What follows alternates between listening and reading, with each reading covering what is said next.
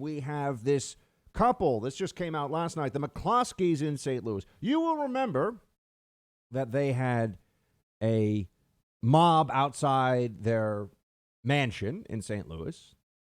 They had a mob outside that was threatening to kill them and burn their house down. The mob broke through a wrought iron gate, was on private property, and were screaming epithets and threats at these two homeowners. Now, the state of Missouri does have the castle doctrine. Nonetheless, merely stepping outside on their own property, at their own home, and holding lawfully owned firearms is now criminal, according to the prosecutor. Gardner is her name in this case. I've got to tell you, it is not surprising at all that this is what's happening, because there's a message that comes from all of this. You need to know this right off the bat. You need to understand why this would happen. Democrat prosecutors want everyone across the country to know that you must submit to threats of murder and arson in your own home from a BLM mob outside your door, and if you show any signs of resistance, those prosecutors will weaponize the law to ruin and even imprison you. This is the country you live in now. On the one hand, you have prosecutors like this one in St. Louis who want to hold those who believe in the right and are willing to exercise the right, the natural law right, I might add, to self-defense. They're the problem. Doesn't want to indict people that were looting and rioting and engaged in arson. And you won't see as much coverage of this story as you should, I can assure you. But BLM has resulted in people dying already. That's right. There has been loss of life because of this movement for justice that we're all supposed to just bow and bend the knee to and beg for forgiveness. Oh, we're so sorry. Even though now we see the movement is overwhelmingly comprised of white, suburban, liberal women. Look at any of the footage you see of these protests, and that's who's screaming, Black Lives Matter, at the top of their lungs. Cops are racist. What have they suffered at the hands of police? No, they've been brainwashed by the liberal media. A little too much time at home watching CNN and Netflix and, eating Cheetos. They're not paying attention to what's really happening in the country around them. They don't know enough to understand what's happening in the country around them. So they've bought on to this, signed on to this, and bought into, mixing metaphors, whatever, this movement. You won't hear much about this, but, there was a body. This was just in the New York Post. A body found in the Minneapolis pawn shop that right after the George Floyd protests, right? Because the best way, it was decided, to honor George Floyd was to loot and burn and destroy a predominantly minority neighborhood in Minneapolis. That's what the left thinks. That's what they did. We can now judge them by their actions. It's not just slogans and emotions. What have they done? And as I've been telling you, BLM has made everything worse for everyone. It's really remarkable how consistent they are in that. Nothing has gotten better because of this group. There are no concessions that have been made that make us safer, happier, healthier, better off as a people for any group of people in this country and for all of us together. But a body was found in this Minneapolis pawn shop. The way this will be reported on is, we haven't found out really yet what the cause of death is. Okay, folks, here's what we know. This pawn shop in Minneapolis was burned down to the ground, and it's now been months after that happened, and investigators got a tip. They found the man's body in the rubble, acting on a tip. Now, they say, quote, the body appears to have suffered thermal injury, and we do have somebody charged with setting fire to that place. They said the details are not entirely clear, but there is a police report, a police news release suggests he died in that blaze in the pawn shop on May 28th. Here's the headline that you won't see that you should see. BLM protesters murdered a man in a fire. Arson resulting in death is murder. They killed the guy. That's right. This is why it's not okay. This is why it's not a mostly peaceful protest when there are people running around lighting buildings on fire. We've seen this for BLM in St. Louis and in Baltimore and in other cities. It's not just a form of outrage. It's not a form of self-expression to burn something down. It's a violent act. It's a destructive and violent act, and people can die from it. And this means that BLM murdered a man in a fire. One of the protesters, one of the protesters the media coddles and Democrat politicians praise, burned down a small business, and a man died a horrible death from it. Mostly peaceful mob, though, we were told by CNN. Mostly peaceful. That's right. Someone died, might have actually burned to death. Who knows? Maybe he was incapacitated by the flames and was still alive. I mean, it's horrible. This is the movement. Do you think for 1 second, if Trump supporters clad in MAGA hats were running around burning down cities, destroying businesses, attacking cops, do you think that they would get an inch of forgiveness, an inch of mitigation or downplaying from the media? No, quite the contrary. There would be nightly roundtables on CNN and MSNBC and ABC about how Nazism has come to America and we all need to run for our lives. That's what we would be told. And elect a Democrat, because that's the only way to make things better. Trump needs to be impeached. Let's put a Democrat in office. That's the only way to make the Nazism go away. Meanwhile, this movement has resulted in a number of people dying. And this is a murder that was directly caused by a movement that gave individuals, they thought, license to burn and loot and steal and destroy. And yet we don't hold the movement accountable for this for some reason, do we?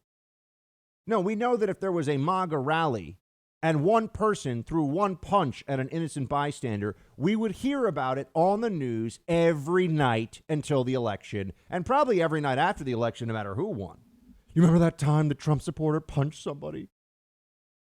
Meanwhile, BLM, which is just the shock troops now of the DNC, as I've been telling you, BLM has killed people during their political activities. Media doesn't seem outraged by this at all. Where's Fake Tapper and the rest of the journo frauds over at CNN? Shouldn't they be upset about this? Shouldn't they be angry? And at least be willing to say that no one should be appropriating the righteous cause of BLM. Yeah, the lie that cops are killing large numbers of unarmed black men out of racism. That's what the movement is based in. But let's continue to just pretend that there's something else going on here.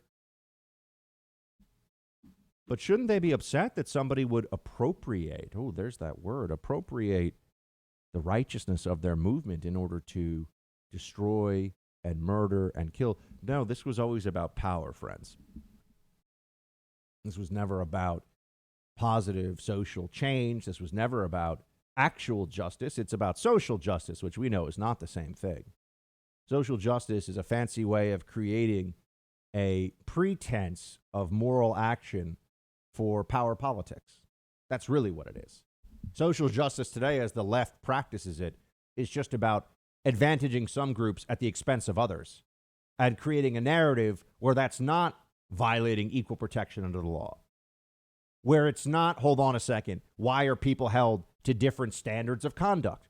Why is it when one group does something or another group does something, it's okay, but the same conduct from people that are on the other side of the political aisle is heinous and considered an outrage, right? Remember the lockdown protests? Oh, reckless and awful. And then the BLM protest during the pandemic that likely spread the pandemic. Oh, that was worthwhile. Anyone who believes that and thinks that it was really about positive change, if they did it in order to mobilize the Democrat base, well, at least they achieved their purpose. But anyone who believes that the movement has actually made America a better place is delusional or a liar. It didn't make the country a better place the last time. It's not making the country a better place this time.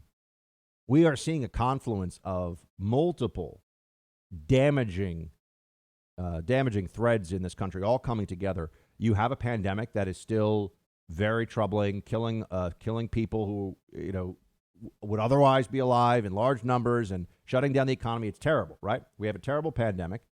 We have a mobilized left-wing paramilitary movement effectively on the streets, acting like domestic terrorists. We'll talk more about Portland and Seattle in a moment. And what is the response of the Democrat Party and the American left? Make everything worse. Make everything worse. Exploit the situation.